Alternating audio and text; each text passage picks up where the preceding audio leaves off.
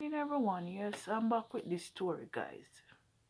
The story I'm about to tell you is my childhood. Yeah, my my mom and my dad. My mom was from Portland, my dad was from Kingston, guys. And my mom went to Kingston. That's how she met my dad. And yes, she had three of us. I have two brothers, and I am the only girl at that time. Said my mom and my dad followed. Said, guess what? My mom moved back to Portland now, and she took my elder brother. Said she leave me and my younger brother in Kingston with my dad and my aunt at that time. And my dad had this gambling problem, guys. He loved to gamble races. So when he's finished gambling, he don't have nothing to give me and my younger brother. Said my aunt always cursing him out and said, you cannot be doing this, so you have two kids. So anyway, now my aunt sent me to Portland with my mom. Said I was there living with my mom. I have to be doing all the chores, and she would lie in bed and read Mills and Boone. Yeah, man. It's a book. It's a love book. Mills and Boone. Every day. And I would be there doing all the chores, guys. Sometimes, if she have a problem, she would take it out on me and beat me and stuff. Said I could not take it anymore. Said I pack a little bag at age 10, and I decided I'm gonna go by my grandparents. They were said, go back to your mom. And one of my aunt was saying to my grandmother, said, you know that she's abusing Tommy. So that let's just stay and we send her to school and stuff. And my grandparents take me in and stuff, and they get me to school and everything, guys. That's how I could be able to read and write, do basic maths. Said I was there living with them and everything. I have a auntie. The two of us is the same age. My gosh, she's so lazy. I have to be cleaning the entire house. I think it was a 5 bedroom or 4 bedroom at that time, guys. And at that time, my grandparents have shop and bar. My grandfather was a driver, and he used to carry Higgler from Portland to Coronation Market. And sometimes I find myself, I have to wash all the plates, everything. Sometimes me and my auntie would fight because she used to love boss me around. She spoiled because my auntie, them spoiled her because she was the last one. Sometimes when they are sending clothes for her, like from America and England, they would send her 2 suitcases of clothes for her. Sometimes I would just get one suit of clothes, couple panty, one shoes. And when I look into it, I realize it's his favoritism, and it's bias. But what can I do? I'm just a niece to them, and I'm just a grandchild to them. But my grandfather, he filled that spot, that place that my dad should take up responsibility. Yeah, my grandfather was a father figure to me. My two grandfather was a father figure to me more than my father. So the last time I saw my dad, I was in my early 20s, guys. That time I was working at Tasty's downtown Orange Street. I was about 21, 22 when I saw him. At that time I was working at I was taking ticket. I was a counter clerk. And I was there serving the customers. And I saw him standing looking at me. Looking at me. That was the last time I saw that man. He said, I don't know. They expect women must be mother and father. Because my mom was a mother and father, you know. My mom passed away in 2008. And I have this next brother again. He never took care of him. He's in Canada now. So when he's in Jamaica and he's looking back on his life when he was young and he could do better for his kids, he never man up and be a man.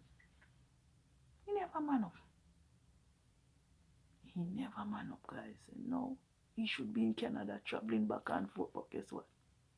He fucked himself. Said man must man up and be man.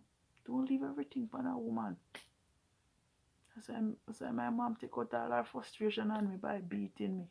Yeah, and I couldn't take it anymore. Said my grandfather passed away in 2006, guys. My grandmother passed away about 2010 because my mom passed away 2008. Said one day I remember when I leave from Bagwan and go and look for her.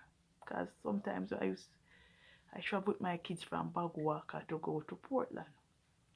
So when I saw my grandfather on the veranda, I said, you remember me, Papa? He said, no. He said, too much grandkids. Say, I'm not going to remember all of us. And I said, that's okay because you know, so them get up in our age. They might get, yeah, getting up in age.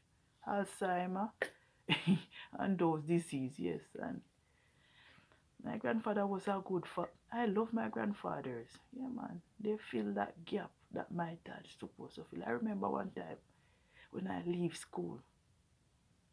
I leave school about 15 and I went to Kingston to go and look for him and my aunt. And my aunt said to my dad, said, get Tommy in the house. And him and my auntie discuss everything, guys. And him just back out, Next day him come warring with my auntie throwing big stone. And I look at it and said, these men just want to go around and impregnate women and leave everything. And my dad is a tall black guy, Yeah, man. Every time I saw my brother Sherman, it's like I'm looking at my dad. Should I like for men to man up and take care of your kids? Because it's when I get up in age, you're regretting it. Even my husband daughter. My husband take care of her and she was in Jamaica, bashing him behind his back.